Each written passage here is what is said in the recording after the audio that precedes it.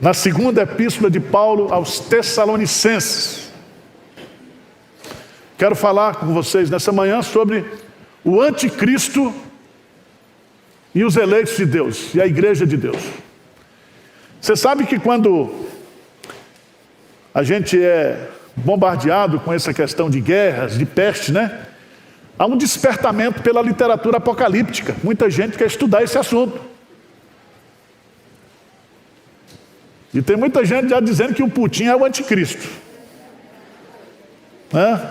A nossa confissão de fé diz que o anticristo é o Papa. E argentino tem que ser mesmo.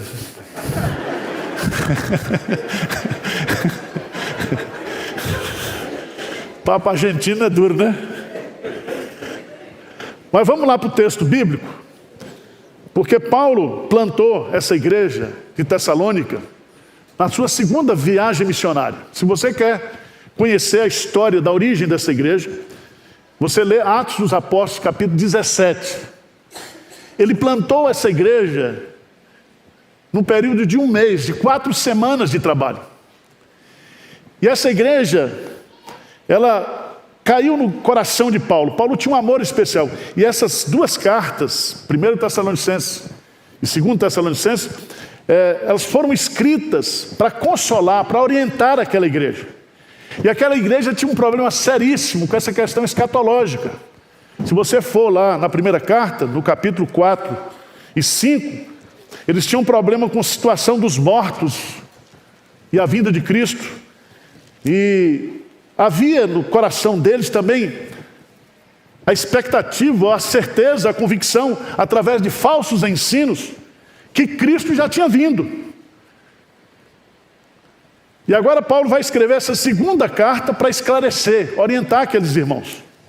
E ele começa assim: irmãos, no que diz respeito à vinda de nosso Senhor Jesus Cristo e a nossa reunião com Ele, nós vos exortamos a que não vos demovais da vossa mente com facilidade, nem vos perturbeis, quer por espírito, quer por palavra, quer por epístola, como se procedesse de nós, supondo tenha chegado o dia do Senhor.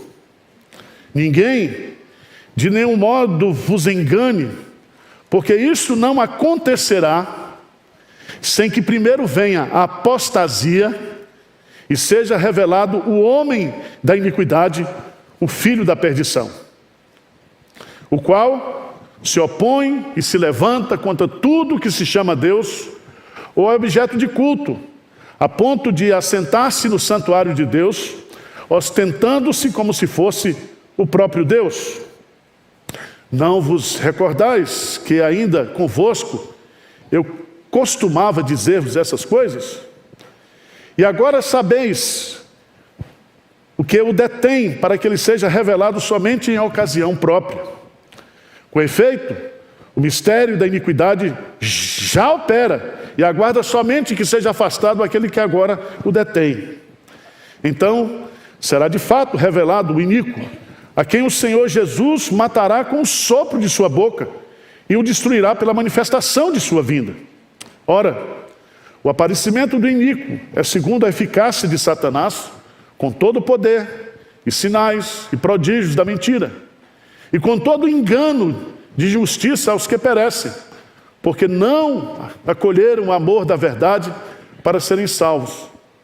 É por esse motivo, pois, que Deus lhes manda a operação do erro, para darem crédito à mentira, a fim de serem julgados todos quantos não deram crédito à verdade. Antes, pelo contrário, deleitaram-se com a injustiça. Vamos ler juntos versos 13 e 14, o que é que diz?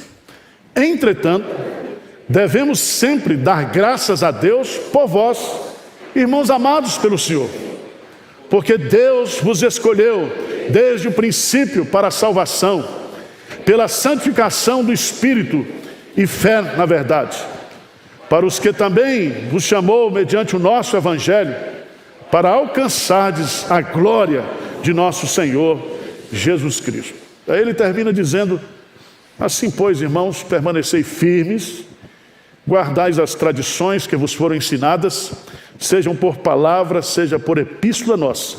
Ora, nosso Senhor Jesus Cristo, mesmo, e Deus, o nosso Pai, que nos amou e nos deu eterna consolação e boa esperança pela graça, consolem o vosso coração e vos confirmem em toda boa obra e boa palavra.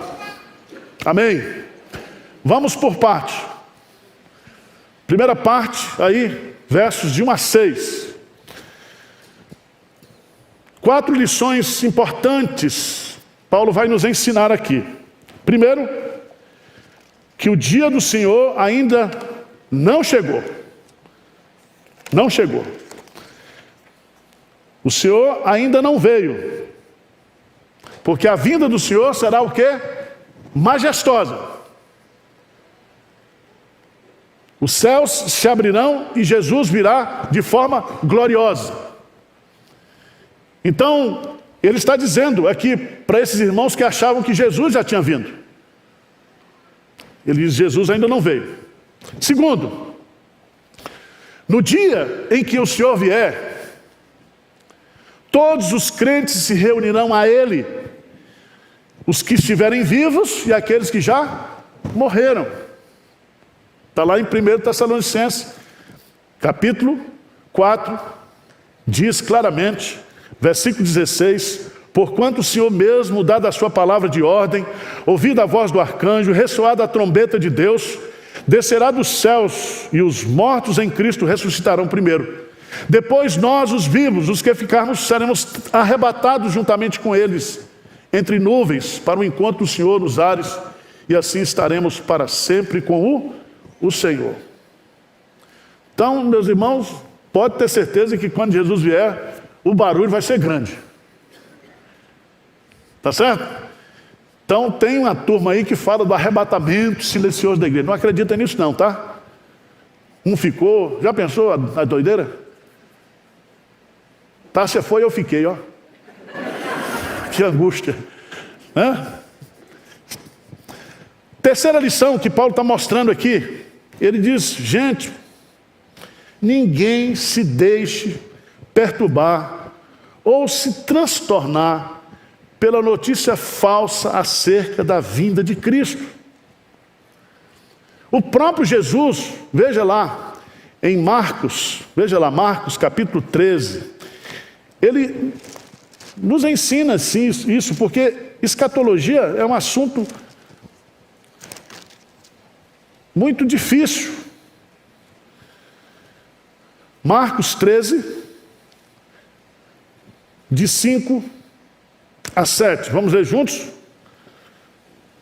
Então, Jesus passou a dizer-lhes: vede que ninguém vos... Muitos irão em meu nome dizendo: sou eu, e enganarão a muitos. Quando, porém, ouvides falar de guerras e rumores de guerras, não vos assusteis. É necessário assim acontecer, mas ainda não é o fim. Então, fica firme na palavra. Não se deixe demover das suas convicções, daquilo que a palavra de Deus nos ensina. E, meus amados irmãos, aí Paulo vai nos ensinar que antes de Jesus voltar, 2 coisas acontecerão. 2 coisas. Veja lá, no versículo 3.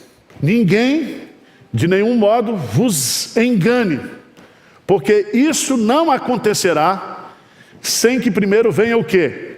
A apostasia, e seja revelado o homem da iniquidade, o filho da perdição. 2 coisas irão acontecer antes da vinda gloriosa do Senhor Jesus Cristo. Primeiro, uma grande o quê?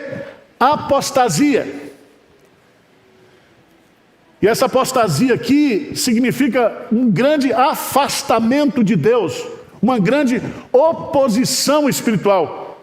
As pessoas, elas abandonarão os princípios cristãos. Muitos abandonarão a fé. Muitos assumirão que não acreditam mais no Evangelho. E Jesus chega a dizer que se esse tempo não fosse abreviado, até os eleitos seriam enganados. Jesus diz que nesse período, o amor de muitos o quê? Esfriará, por se multiplicar o quê? A iniquidade. A iniquidade dentro das igrejas também, não é fora só no mundo não. Então, apostasia vai acontecer antes de Jesus voltar. Segunda coisa, a manifestação do anticristo, que é chamado aqui de homem da iniquidade e, completando, diz o filho da perdição. O homem da iniquidade significa que tudo que ele faz é iníquo. O caráter dele é iníquo, ele é maligno. E o resultado do seu discurso e da sua ação é perdição. Ele vai se perder, ele está perdido, e todos aqueles que derem ouvidos à sua mensagem. Então, não é o Putin, tá? Ainda não é. Porque cada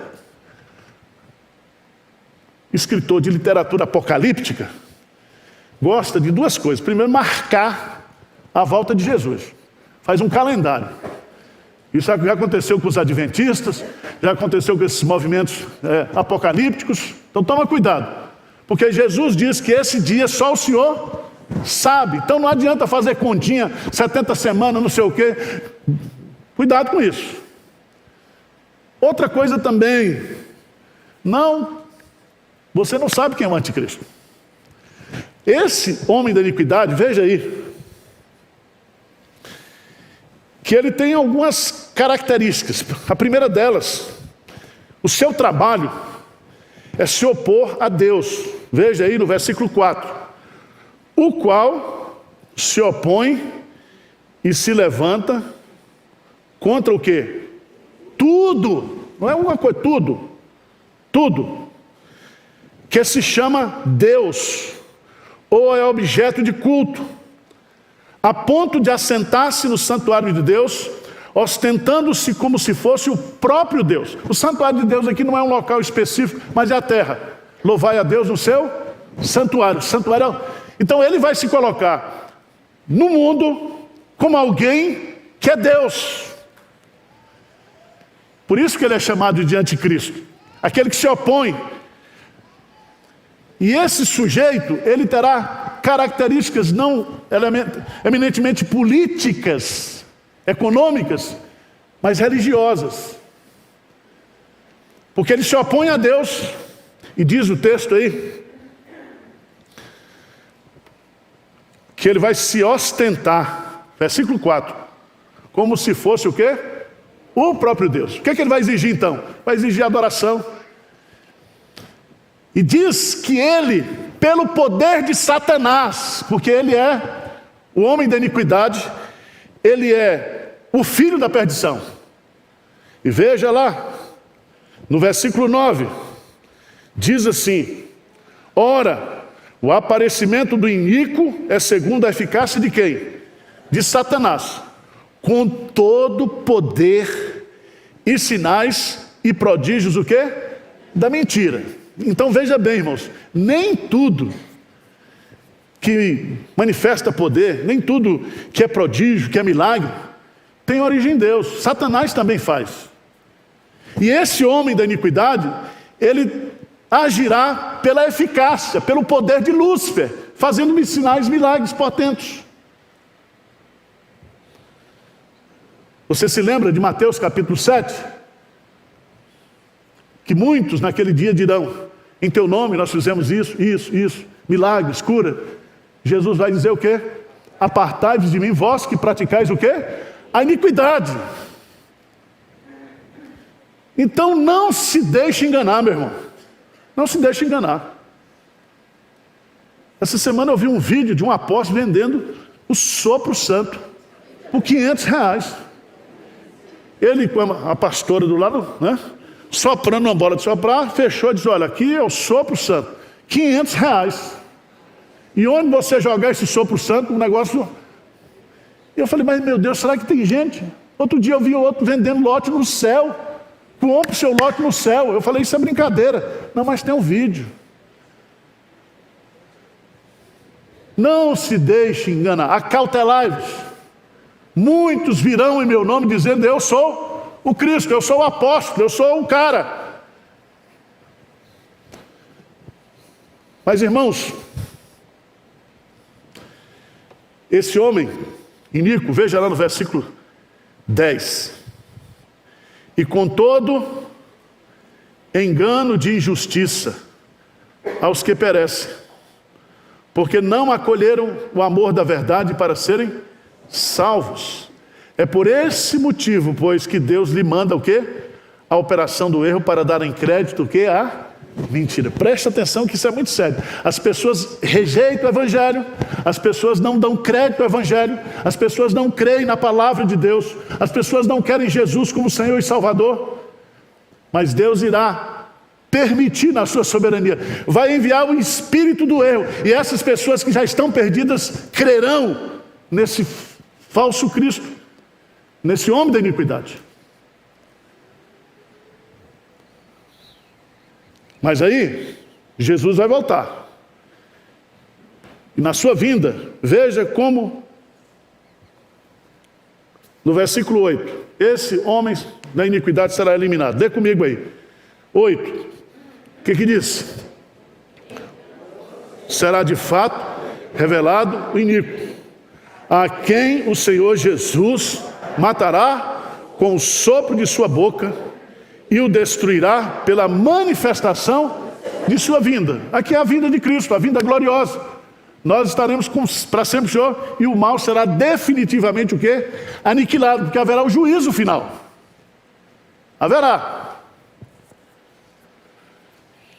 Mas irmãos, o que é interessante é que no versículo 13, ele sai do homem da iniquidade, para de falar sobre o destino dos perdidos, e ele vai falar sobre nós, igreja de Deus.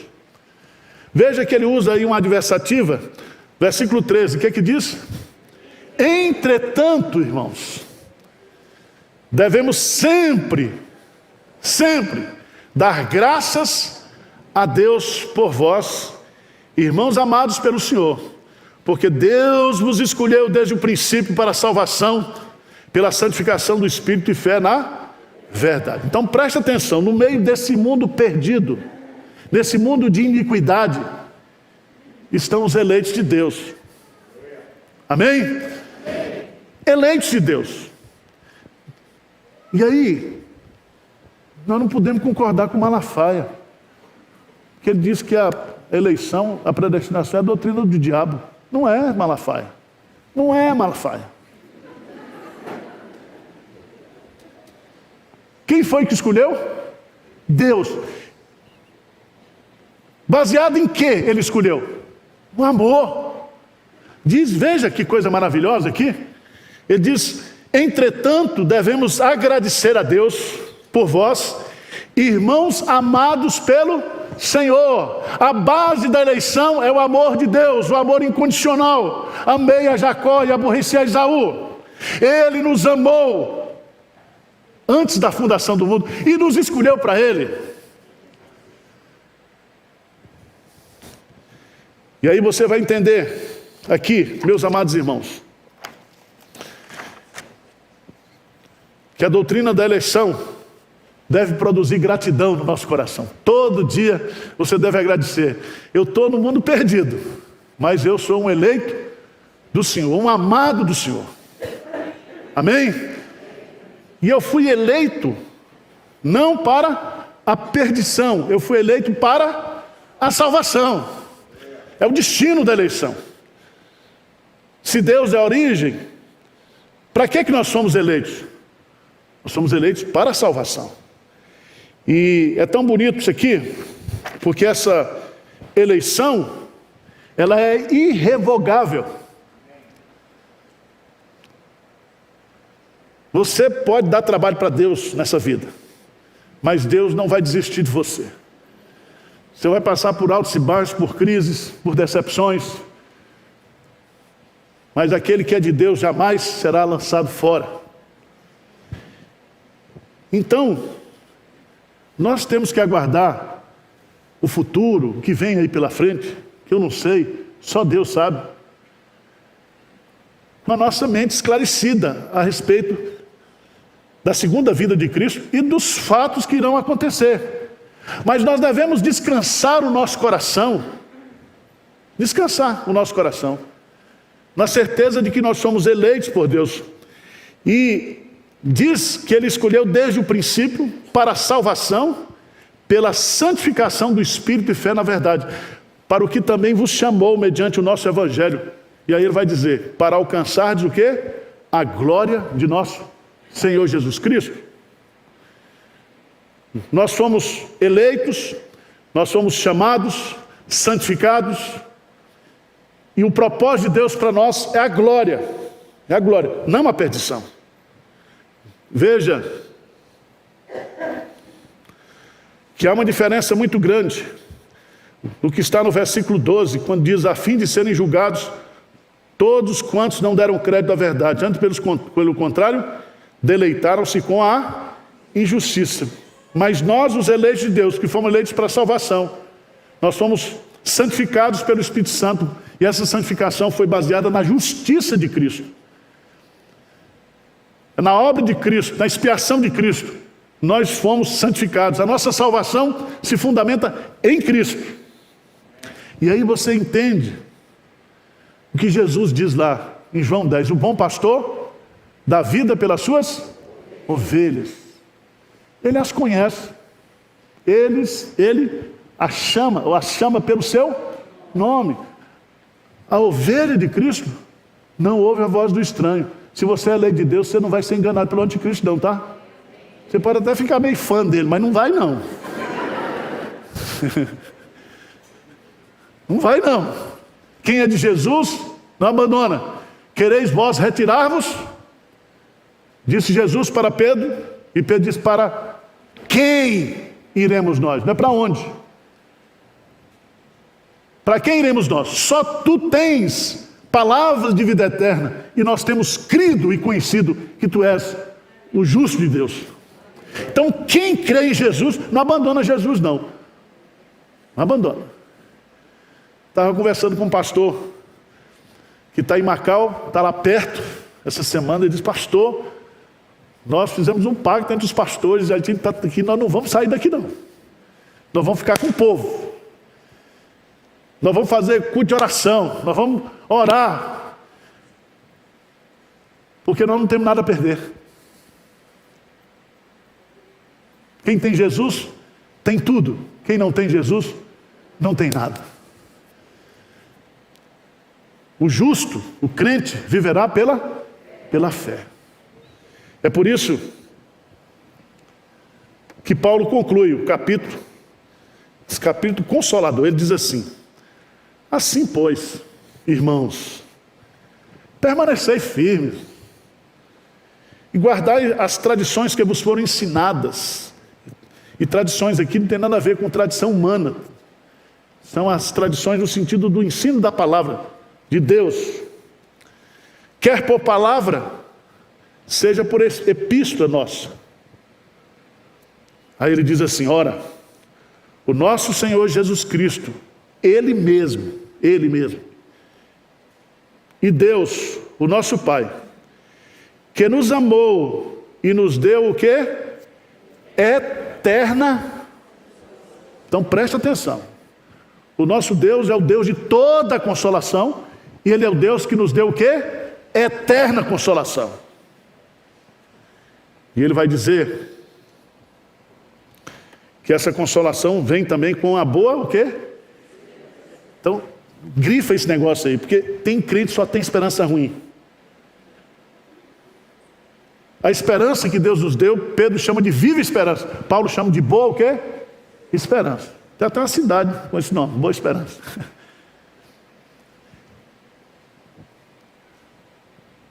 O mundo, irmãos, olhando para o mundo hoje, você pode ficar deprimido.